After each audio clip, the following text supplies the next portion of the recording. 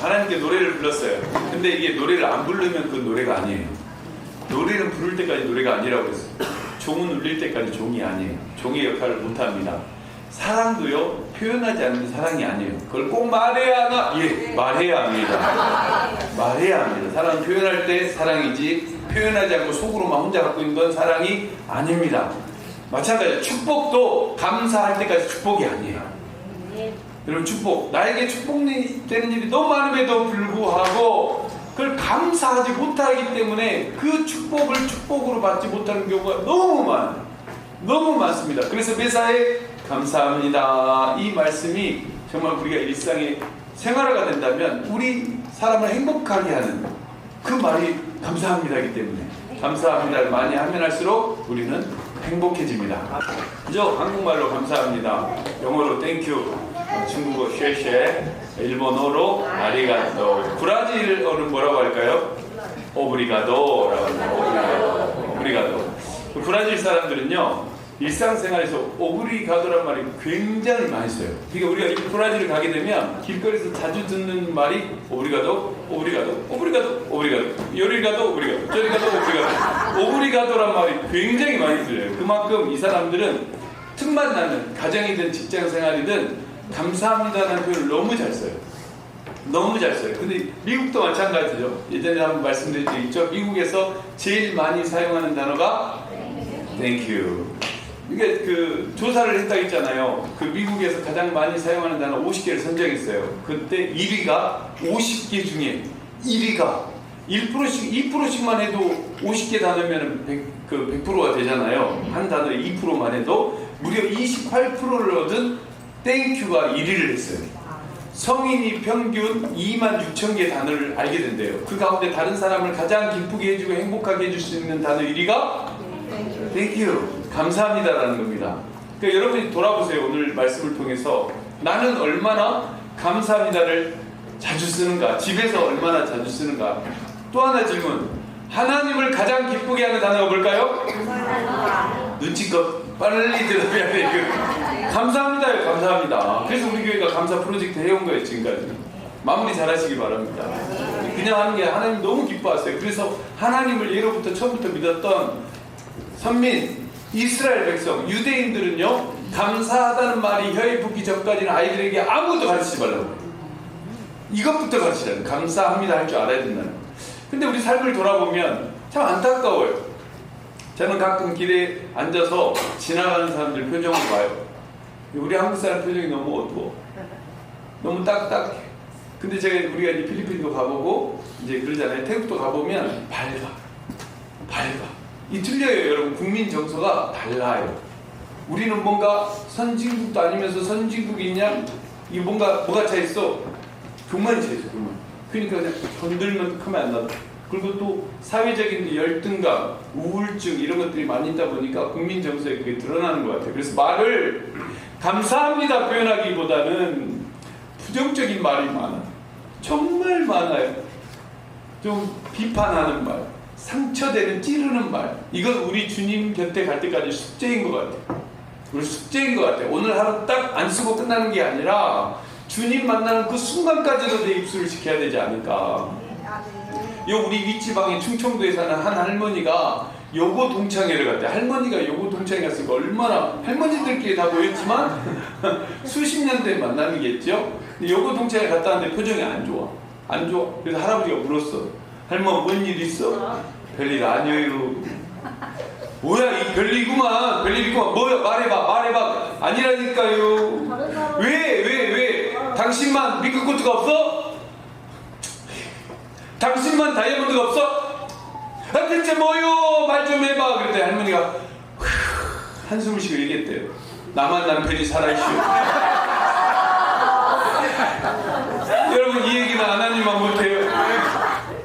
여러분, 이 부정적인 얘기는요, 아무리 좋은 뜻으로 해도 듣는 사람 입장에서 좋은 게 하나도 없어.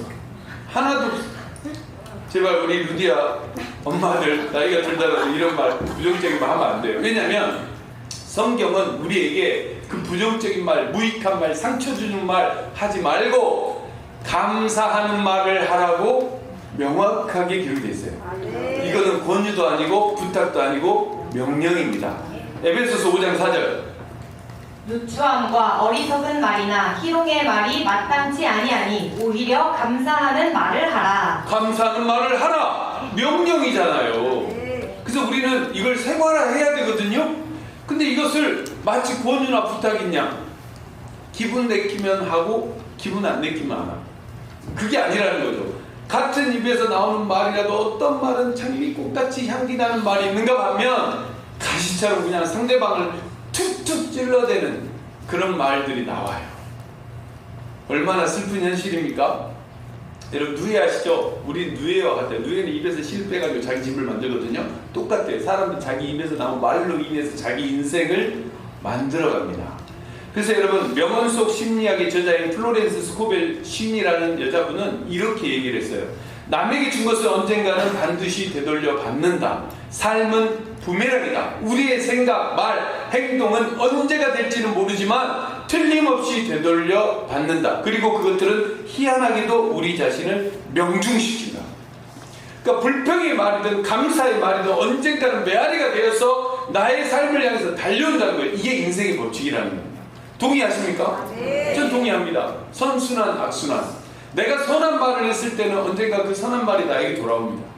근데 악순환, 내가 악한 말을 하고 다니면 그 악한 말이 언젠가 나에게 돌아와요. 그래서 민수기 14장 28절이 뭐라고 하죠? 그들에게 이르기를 여호와의 말씀에 내 삶을 두고 맹세하노라. 너희 말이 내 귀에 들린 대로 내가 너희에게 행하리니. 하나님은 내가 말하는 대로 내 인생이 되게 해버리신다는 거예요. 그 애국 탈출한 이스라엘 백성들이 여호수아 이렇게 통해서 나중에 이제 우리가 가나안 땅 들어가잖아요. 하나님이 약속했어요. 가나안 땅 줄게, 천국 줄게. 이거 똑같은 거예요, 우리에게. 그러니까 가서 정탐을 해와. 너희가 천국의 맛을 봐봐. 그래서 12명의 정탐꾼을 보냈어요. 보냈죠. 우리로 말하면 목자들 보낸 거예요. 대표로 목자들 보냈어요. 갔다 왔더니 10명이 뭐라고 합니까? 민수기 14장 2절 이렇게 얘기하죠. 이스라엘 자손이 다 모세와 아론을 원망하여 온 회중이 그들에게 이르되 우리가 애굽 땅에서 죽었거나 이 광야에서 죽었으면 좋았거늘. 야, 나 광야에서 죽었으면 좋았어. 이게 진짜일까요? 이 사람 지금 광야에서 죽고 싶을 건가요? 그 광야에서 죽고 싶어서 나 광야에서 죽었으면 좋았을 것을 이렇게 얘기한 게 아니잖아요. 지금 누구보다 빨리 가나안에 들어가고 싶은 마음이죠. 근데 말을 부정적으로 하는 거예요. 마음은 아닌데 말을 부정적으로 해요. 근데 여호수아 관련이 뭐라고 그랬어요? 8절 봅시다. 여호와께서 우리를 기뻐하시면 우리를 그 땅으로 인도하여 들이시고 그 땅을 우리에게 주시리라. 이는 과연 젖과 꿀이 흐르는 땅이니라. 천국 우리가 반드시 가야 할 나라, 꼭 가야 된다고, 우리는 어떻게든 갈 수 있다, 하나님이 우리가 가기 원하신다고 항상 긍정의 말을, 그 결과는 명확하게 드러납니다. 민수기 14장 37절에 나오죠. 곧 그 땅에 대하여 악평한 자들은 여호와 앞에서 재앙으로 죽었고 그 땅을 정탐하러 갔던 사람들 중에서 오직 눈의 아들 여호수아와 여분네의 아들 갈렙은 생존하니라. 말대로 되는 거예요. 말대로. 이래도 말 함부로 하시겠어요? 말은 씨가 되고 인격이 되고 내 삶이 되는 것을 우리가 알면서도 말대로 되는 게 인생이다. 다 같이 시작. 말대로 되는 게 인생이다. 잊지 말았으면 좋겠어요. 말의 힘이 얼마나 놀라운지. 여러분, 사탄은 감사할 줄 몰라요. 그래서 불행한 거예요. 아무리 충성하고 아무리 지옥 자식 만들어도 사탄이 감사해 이런 말 할 줄 몰라요. 이 감사 자체를 할 줄 몰라요. 그래서 늘 불행하고 끝도 불행해요. 근데 우리는 감사할 줄 알아요. 그래서 행복할 수가 있어요. 근데 왜 사람이 사탄처럼 감사합니다를 모르려고 해요? 그래서 불행한 거예요. 그래서 불행한 거예요. 감사합니다. 많이 합시다. 네. 겸손히 울리는 나의 기도, 강무보다 감사를 드립니다. 응답하심도 거절하심도 기다리라 하심도 그저 감사. 감사 위에 감사를 더욱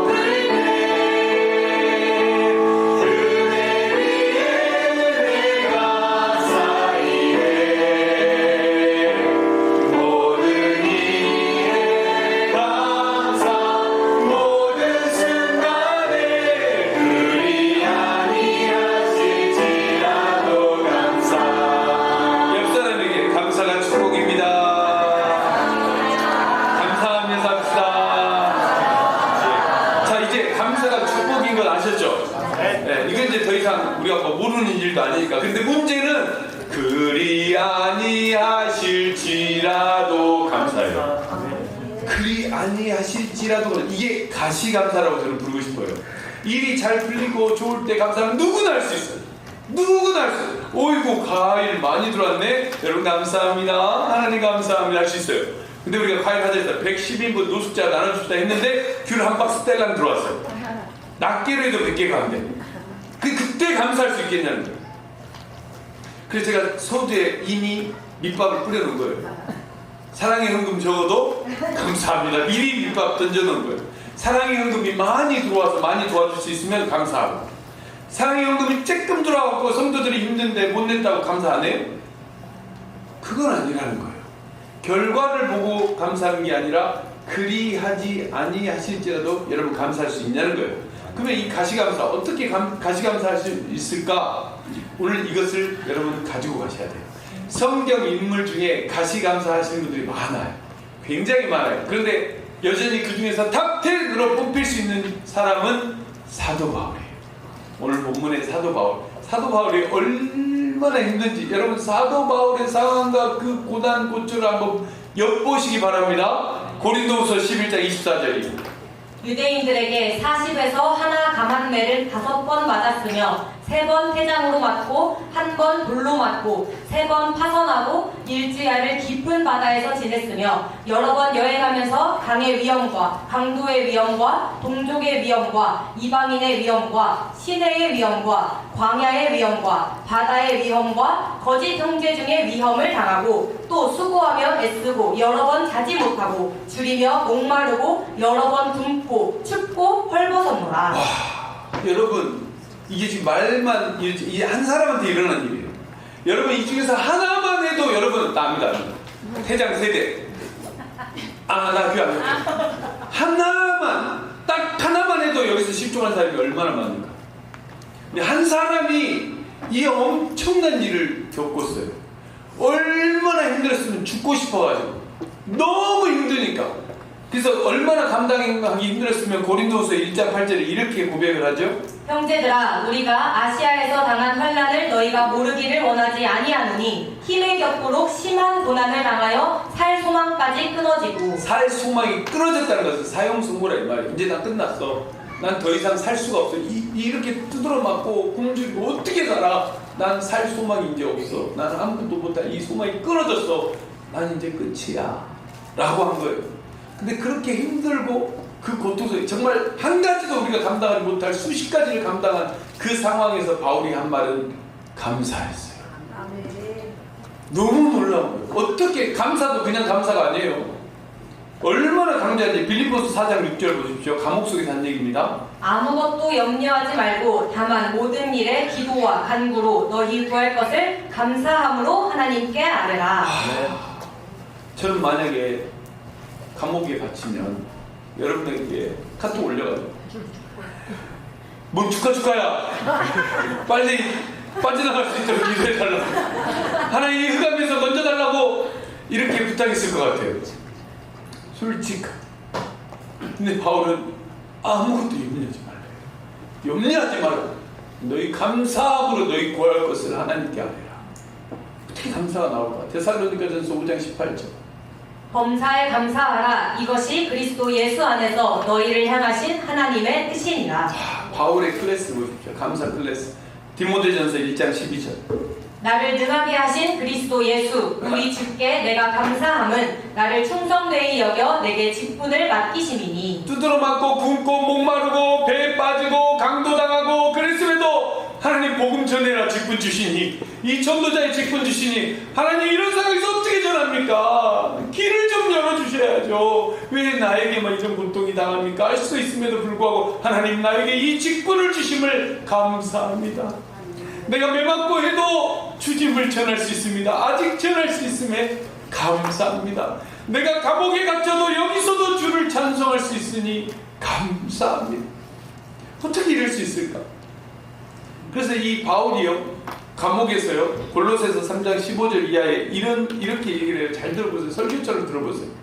그리스도의 평강이 너희 마음을 주장하게 하라. 너희는 평강을 위하여 한 몸으로 부르심을 받았나니 너희는 또한 감사하는 자가 되라.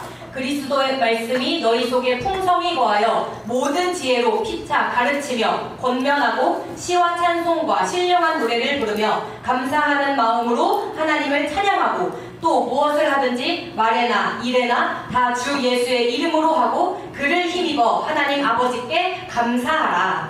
골로새서 3장 15절, 16절, 17절, 3절에 감사합니다가 3번 나와요. 계속해서 감사를 강조합니다. 너희는 감사하는 자가 되라. 감옥에 있어도 감사해라. 집에 있어도 감사해라. 예배 드릴 때 감사해라. 일할 수 있음에 감사해라. 다리 통깁스에도 감사해라. 뭐든 감사하는 자가 되라. 그리고 감사하는 마음으로 하나님을 찬양해라. 그냥 찬양하지 마라. 감사해서 찬양해라. 그리고 모든 일, 어떤 일을 당해도 하나님 아버지께 늘 감사해라. 여러분, 바울의 마음이 느껴집니까? 이 문장 속에 바울의 마음이 느껴요. 그래서 한마디로 바울이 또 정리를 해줘요. 데살로니가전서 2장 13절. 이러므로 우리가 하나님께 끊임없이 감사함은 끊임없이 감옥에 갇혀 있으면서도 감옥 밖에 있는 사람들에게 감사라고 해요. 거꾸로 된 거 아니에요?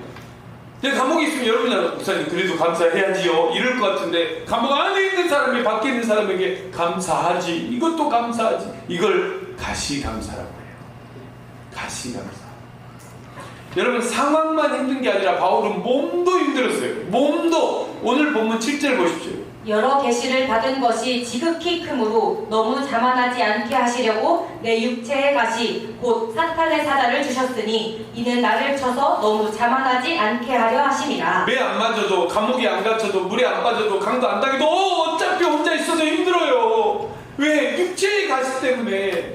어떤 사람은 이걸 안질이라고 하고 어떤 사람은 간질이라고 해요. 다메섹으로 갔었잖아요. 예수쟁이들 잡아 죽이려고. 여러분 같은 사람, 복음에 아주 길만 가는 여러분 같은 사람 잡아 죽이려고 다메섹 가다가 예수님이 만났잖아요. 예수님이 어마어마한 태양보다 밝은 빛을 비춰버렸어요. 여러분, 태양도 눈으로 못 봅니다. 난 태양 맨눈으로 본 사람 손 없어요. 못 봐요. 근데 그 태양보다 더 강한 빛, 예수 그리스도의 빛이 비춰버린 거예요. 그 빛을 다른 사람 못 봤지만 바울은 봐버렸어요. 3일 동안 눈이 멀죠. 그래서 갈라디아 교인들에게 바울이 이렇게 얘기해요. 갈라디아 4장 15절에 너희의 복이 지금 어디 있느냐? 내가 너희에게 증언하노니 너희가 할 수만 있었더라면 너희의 눈이라도 빼어 나에게 주었으리라. 네, 이 말을 가지고 앉으라는데 저는 좀 이해가 되는 게, 저도 요즘에 시력이 급격히 떨어지면서 항상 30대까지 2.0을 자랑하다가 교만하면 안 돼. 그랬어. 무슨 좋다고 교만하면 안 돼. 그렇게 좋다가 최근 들어서 급격히 떨어지고 자꾸 말하고 비루가지 막 눈물이 빠져나가지 못하고 밖으로 나오다 보니 항상 손수건 잡고 다녀야 되고, 그리고 안 보여요. 감을 그렇게 잘 보였던 글씨가 1년이 다르게 한 달이 다르게 안 보이기 시작하면서, 야, 나 우리 할 수만 있다면 우리 새댁이 눈이라도 빼줄 텐데 안 빼주더라고.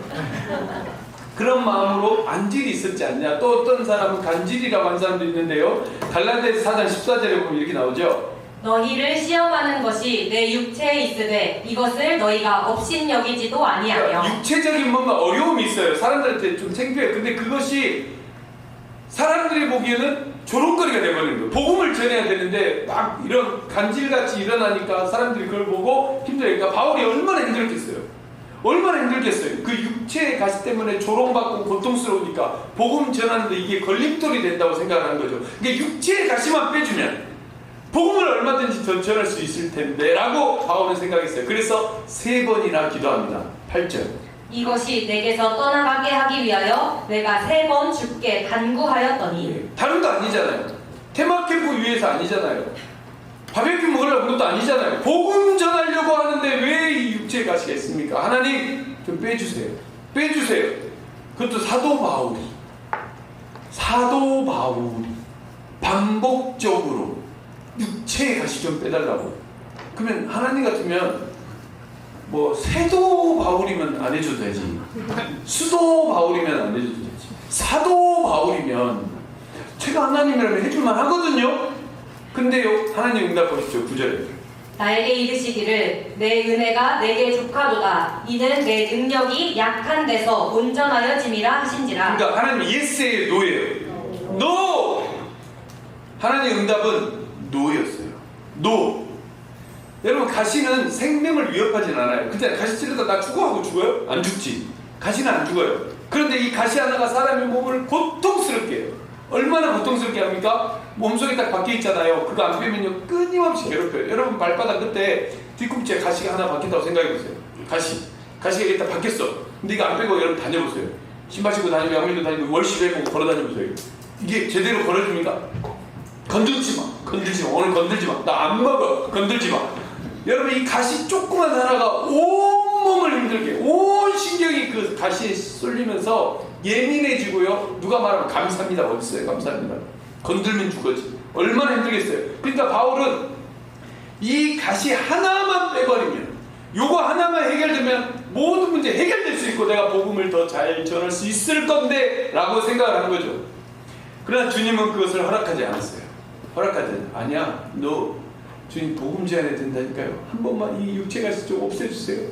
No. 주님 제가 지금 고린도 교회 가야 됩니다. 근데 너무 힘들어요. 갈 때마다 넘어지고 안 그래도 매 맞고 강도 당하고 굶주리고 목마른데 이거까지 힘들어요. 이거 해주시면 제가 복음도 잘 전할게요. No. 3번을 거절하세요. 그럼 여러분 같으면 어떻게 하겠어요? 좀 솔직합시다. 솔직하게 대답해봅시다. 자, 여러분 이제 자 선교회 갑시다. 우리 전도하러 갑시다. 근데 몸이 아파. 육체에 가시가 있어요. 여러분 어떻게 해요? 생각하고 말 것도 없지. 못 가요?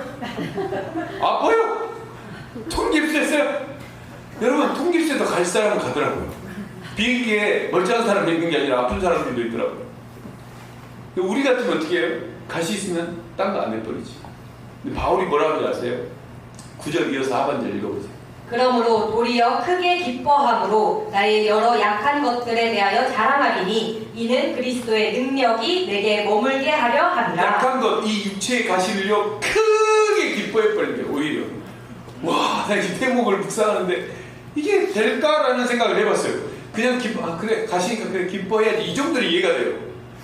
크게 기뻐한다는 게 뭐야? 아싸! 나 가시 있다! 야, 내 몸에 예수 운적 있어! 가자! 안고 입고 나가서 가는 거예요. 크게 기뻐한다는 걸 뭘로 표현하겠냐고요. 여러분 가장 기쁠 때 어떻게 해요? 그냥 가만히 앉아서 감사 이래요? 그럼 그냥 기뻐하는 것도 그렇게는 안 하잖아요. 근데 크게 기뻐한대요. 그리고 그것을 기뻐하다 못해 자랑한대요. 야, 나 단지 나 이거 있어! 자랑을 한대요. 그러니까 소양이도 어디 가면 오늘처럼 나 통깁스 막 자랑하고 다닌다는 거예요. 그럼 부모가 뭐라고 했어요? 너 미쳤냐? 너 나았냐 정신? 이렇게 얘기하겠죠. 근데 이게 이해가 안 되는 부분인데 바울은 거기서 실망하거나 내 이 부족함 때문에 끝났어 낙담하고 좌절하고 끝나는 게 아니라 오히려 주님 뜻을 순종하고 거기에 감사를 할 수 있었다는 거예요. 놀랍지 않습니까? 바울은 어떻게 그럴 수 있었을까요? 바울은 주님의 마음을 이해했어요.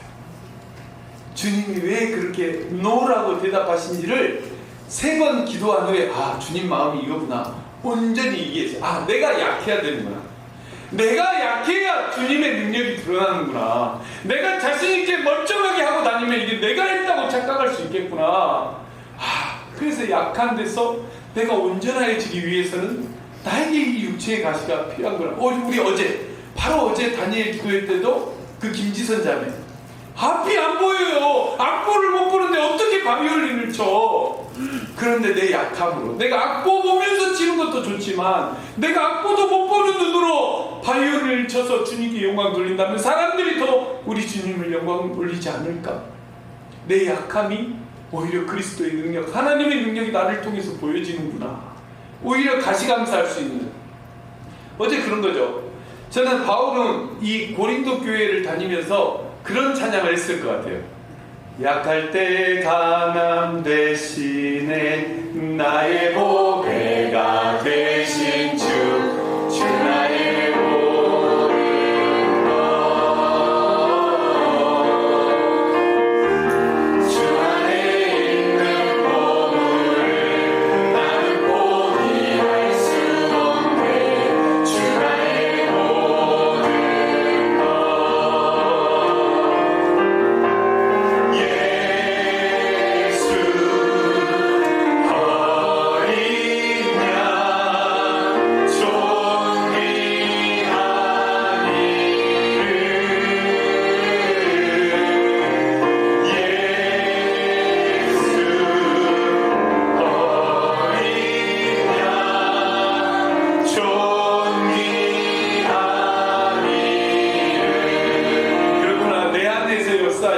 예수, 그 이름을 찬양해야 되겠구나. 내가 약해서 끝나는 게 아니라 내가 약할 때 이렇게 강함 주시는 예수님이 계시구나. 그렇게 찬양한 부분이 10절이에요. 10절 보십시오. 그러므로 내가 그리스도를 위하여 약한 것들과 능욕과 궁핍과 박해와 곤고를 기뻐하노니 이는 내가 약한 그때의 강함이라. 예, 자신의 뜻대로 이 일들이 잘 풀려요. 그럼 누가 감사 못하겠어요? 다 할 수 있죠. 근데 문제는 일이 내가 생각했던 대로 안 돼요. 안 풀려요. 내가 이번 주 계획도 사업도 계획해보고 공부도 계획해봤지만 안 돼요. 만남도 계획했지만 불발이 되고 취소되고 안 돼요. 그리고 오히려 거기서 끝나는 게 아니라 불이익이 와요. 손해를 봐요. 그러면 그럴 때는 사람들은 차라리 그 자리 떠나고 싶어요. 다 내려놓고 그냥 사라져버리고 싶어요. 여러분 그럴 때 있지 않습니까? 그럴 때 왜 나에게 이런 일이 있지? 나 예배도 드렸는데 기도도 했는데 왜 나에게 이런 일이 생겨서 오히려 사람들에게 창피한 일이 생기지? 그럼 불평이 나오게 되죠. 그러다 보면 원망까지도 쏟아지는 거예요. 감사한 마음이 쉽게 들지가 않아요. 일이 안 풀리는데 어떻게 감사한 마음이 팍팍 나오겠어요? 잘 안 나오죠. 그러니까 바울의 그런 감사하는 그 순종의 태도가 우리를 너무 부끄럽게 하는 거예요. 오늘 말씀이 저를 너무 부끄럽게 하더라고요. 이처럼 주님을 신뢰하지 않고는 감히 나올 수 없는 말이 가시감사예요. 그리하지 아니하실지라도 감사하겠습니다. 이 가시감사, 여러분 장미꽃 감사는 어린아이 감사예요. 잘됐다, 감사합니다. 향기로워, 감사합니다. 오늘 잘 풀렸네, 감사합니다. 생각지도 않는 걸 풀렸어, 감사합니다. 땡큐, 시에시에, 아리가또 고자이마스, 오브리가도 다 나오죠. 근데 안 됐을 때 나오냐 이 말이에요. 그 말. 여러분 가시감사는 성숙된 감사예요. 차원이 다른 감사. 여기서도 가시감사하는 분이 있어요. 여기서도 많거든요. 제가 아는 분들 많아요. 근데 그 사람은 이미 다른 차원의 감사를 하고 있는 거예요. 일상의 감사가 아니에요. 일상의 감사를 넘어선 가시감사까지 가는 사람, 차원이 다른 사람, 성숙된 사람만이 할 수 있는 감사죠. 여러분 10손가락 중에 한 손가락에 가시가 박혀있다면 그것이 신경 쓰여서 다른 것을 생각할 겨를이 없죠. 그잖아요? 한번 생각해보세요. 어느 손가락? 검지라고 해볼까요? 검지에 가시가 하나 박혔어요. 어떤 일을 신경 쓸 수 있겠어요? 10가지 감사할 일이 있어도 이 한 가지 섭섭한 일 때문에 감사를 못해요. 우리 인생이 그래요. 그 한 가지 힘든 일이 10가지 감사를 꽉 틀어 막아버리기 때문에. 그래서 여러분 10가지 장미꽃 감사보다 한 가지 가시 감사가 더 어렵고 귀한 감사가 되는 거예요. 여러분 어떤 감사 하시겠습니까? 장미꽃으로 10번 100번 감사하는 것보다 가시로 인해 고통받을 때에 그 한 번 감사하는 것을 우리 하나님 너무 기뻐하시고 너무 복을 내려주시고 너무 축복해. 이거 한번 하지 못하는 감사거든요. 왜 그럴까요? 감사 기도가 바로 성도의 간증이자 복음 전하는 능력이 되기 때문에 그래요. 지금 우리가 단일 기도 쭉 보십시오. 다 감사 기도 할 수 있는 분들이 나와서 간증해요. 우리가 그거 배워야 돼요. 저 사람들만 가시감사하나? 아니죠. 우리도 할 수 있단 말이에요. 우리도. 그러니까 강사들이 그러잖아요. 나는 부족하지만 여러분들도 간증의 주인공이 되십시오 라고 얼마나 많이 말씀합니까? 그 말이 그거예요. 여러분들도 일상의 감사뿐 아니라 저처럼 가시가 있을지라도 가시 감사할 수 있는 분이 되십시오. 아멘. 그러면 하나님이 그 약한 데서 여러분을 사용하여 주셔서 온전하게 행하실 것입니다. 아멘. 나는 약하지만 내 안에 예수께서 역사하실 때 하나님의 영광이 드러납니다. 그게 다니엘 기도의 핵심 아닐까요? 여러분 우리가 배워야 할 게 이거예요. 사도 바울은 진실로 자신의 육체에 대해서, 육체의 가시에 대해서 주님의 은혜라고 진실로 고백했어요. 바울이 힘들다가 그래도 감사하다고 하자. 성경의 열쇠로 남아야 후대에 내 이름이 남기지. 그냥 감사합니다 하자. 여러분 바울은 이렇게 계산적이지가 않았어요. 그럼 생각하고 고민하고 막 그러진 않았어요. 그냥 주님 마음에 진실로 감사, 진심으로 감사가 나온 거예요. 주님, 내가 이렇게 부족한데 이렇게 모자란데도 나를 써주셔서 너무 감사해요. 주님 너무 감사해요. 맞아요 주님, 난 능력 없어요. 난 자격 없어요. 그런데 주님 우리 교회 써주셔서 너무 감사해요. 우리 통해서 하나님의 사랑이 흘려보내줘서 너무 감사해요. 네, 이 몸으로도 영광 올려드리고 가겠습니다. 네, 부끄럽지만 주의 영광을 위해서라면 제가 가겠습니다. 주님과 함께 가겠습니다. 나와 동행하옵소서 하면서 감사하고 가는 거예요. 그럼 생각해 봅시다. 어떻게 그 가시가 바울에게는 은혜가 되었을까? 본문에 세 가지가 나오거든요. 육체의 가시는 첫 번째, 바울을 겸손하게 했어요. 7절 보십시오. 여러 계시를 받은 것이 지극히 크므로 너무 자만하지 않게 하시려고 내 육체의 가시 곧 사탄의 사자를 주셨으니 이는 나를 쳐서 너무 자만하지 않게 하려 하심이라. 네, 자만하지 않게 하는 말을 한 절에 두 번이나 반복했어요. 그것은 강조했어요. 왜? 나를 겸손하게 하려고 하나님 주셨구나. 그럼 우리는 다 알죠. 바울은 좋은 가문에서 태어났어요. 너무 좋은 가문에 태어났어요. 부유했어요.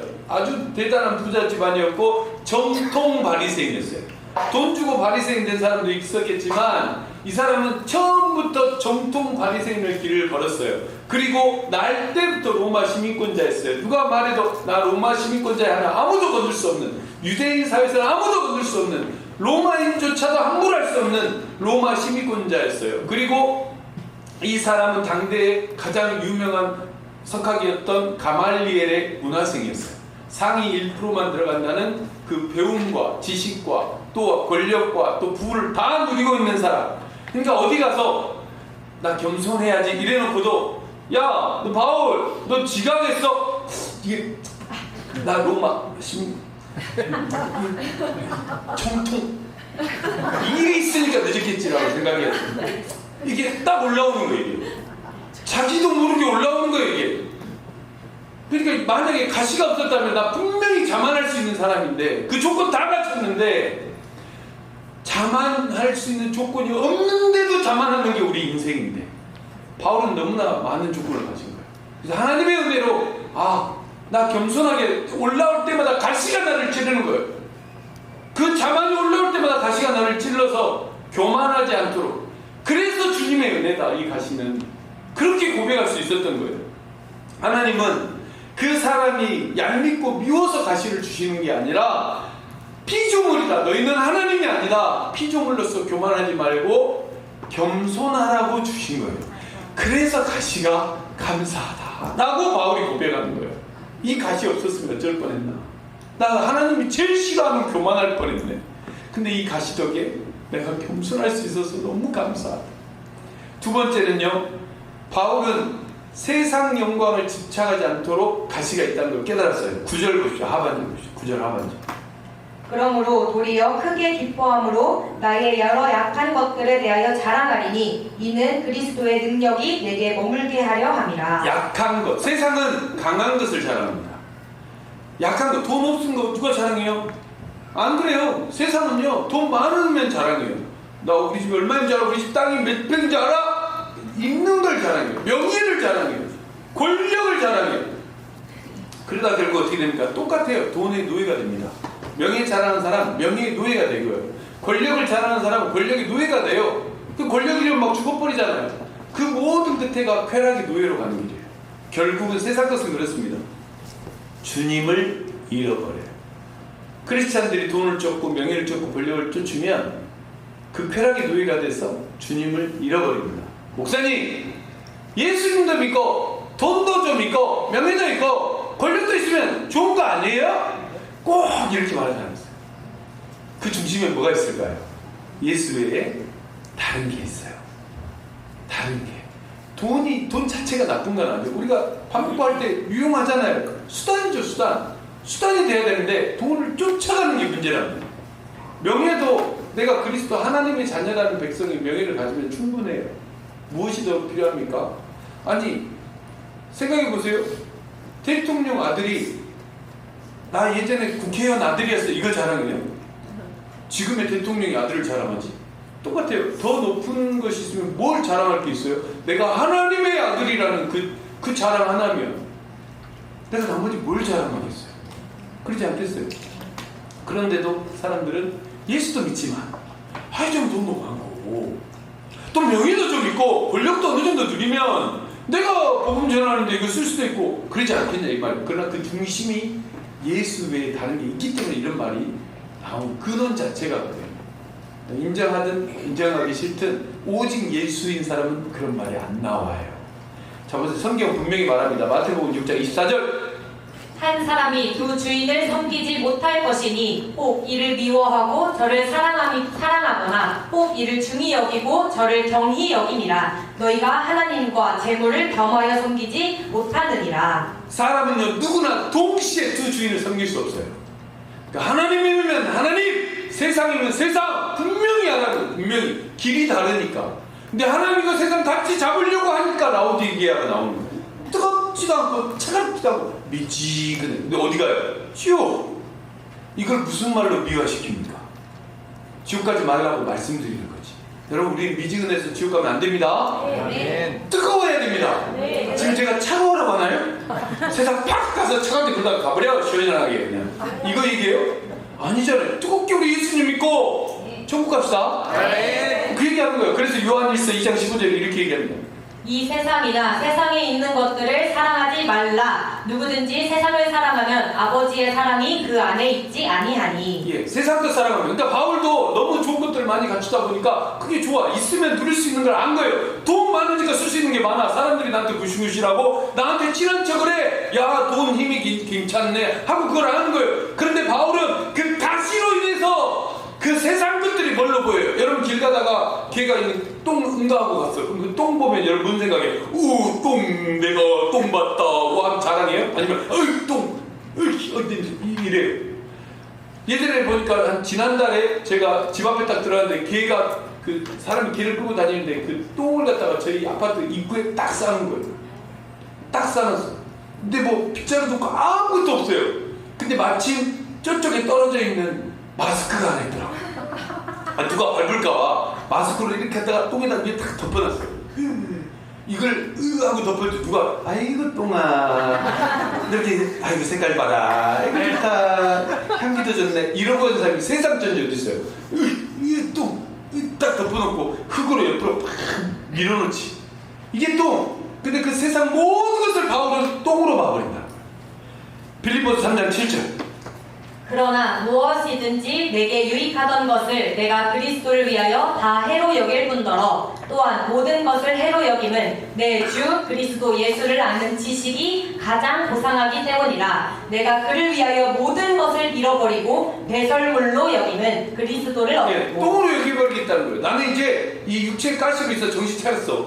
나는 세상의 것이 나는 보아가 아니야. 나는 예수 그리스도가 내 가장 큰 보아야. 이딴 거 영원하지도 않아. 이 없어질 거 가지고 나는 목매이지 않을래. 저건 똥과 같아. 쓸어버리면 끝난 거야. 비 오면 쓰리면 끝나는 거야. 이렇게 생각할 수 있었다는 거야. 그러니까 그 육체의 가시가 얼마나 바울에게 유익이 되는지 아시겠어요? 그 가시가 없었다면 나 누릴 거 많지. 돈도 많고 집도 있고 백도 있으니까 나 로마 신분자라 전 세계 어디든지 무비자로 통과야. 그러니까 누릴 게 엄청 많은데 육체의 가시 하나로 그거 다 똥이야. 다 똥이야. 천국이 진짜야. 천국 가자고 한 거죠. 나머지 세 번째, 바울은 가시통에서 예수님을 더 의지하게 됐어요. 10절 봅시다. 그러므로 내가 그리스도를 위하여 약한 것들과 능욕과 궁핍과 박해와 곤고를 기뻐하노니 이는 내가 약한 그때의 강함이라. 내가 약할 때 예수님의 능력이 나타난다는 거예요. 그래서 인생의 가시 같은 그 절망과 좌절 속에서도 나는 소망이 있고 환난이 와도 이겨낼 수 있는 지혜가 생기고 그 고난 가운데서도 주님의 그 생명이 있다는 것을 알게 된다는 거죠. 그래서 그 가시 때문에 더 이상 이제 난 불평하지 않고 오히려 감사할 수 있다는 거예요.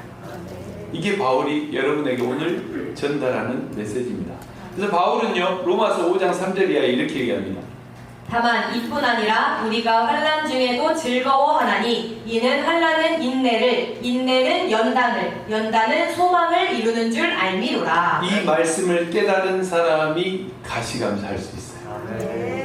Understand. 이해한 사람은 가시감사가 안 돼요. Realize. 깨달으면 가시감사가 나옵니다. 여러분 가시감사까지 가셔야 이 믿음의 행복이 있어요. 분명히 누가 봐도 상황은 좋지 않지만 그래도 감사하지. 일상의 감사를 넘어서 가시감사까지 올라가시기를 예수님의 이름으로 축원합니다. 네. 날 구원하신 주 감사 모든 것 주신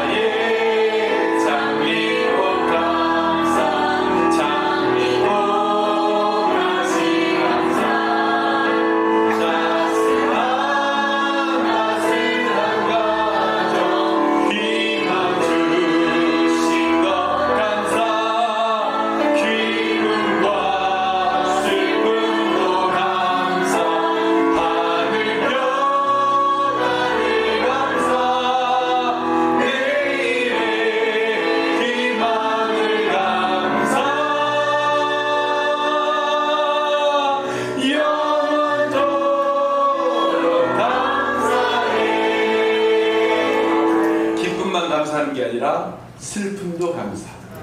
즐거움만 감사하는 게 아니라 고통도 감사하고. 여러분의 삶에서 실상이 되길 축원합니다. 어제 토요일 날 반청소하고 많은 성도들이 오셔서 단일기도 참석하고 함께 먹고 영육의 음식 먹으면 감사했어요. 네, 여러분 그 한곁에서 우리 유태영 목사님이 이 꽃꽂이 준비하시더라고요.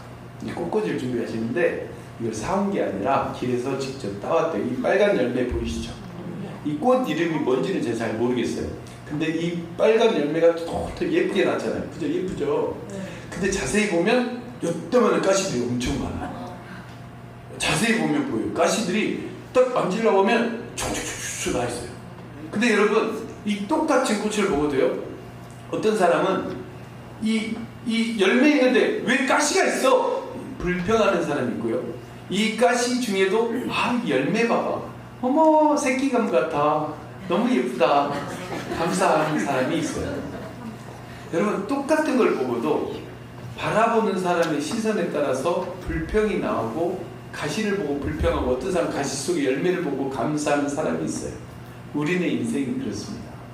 이제 무슨 일이 있어도 무슨 어떤 일이 나에게 다가와도 나는 감사하리라. 아멘. 이 다짐 품고 여러분 돌아가셔서 승리하시기 바랍니다. 아멘. 우리가 죽을 때가 다가왔어요. 그럼 그 죽을 때도 뭐라고 하면서 죽어야 돼요? 주님 감사합니다.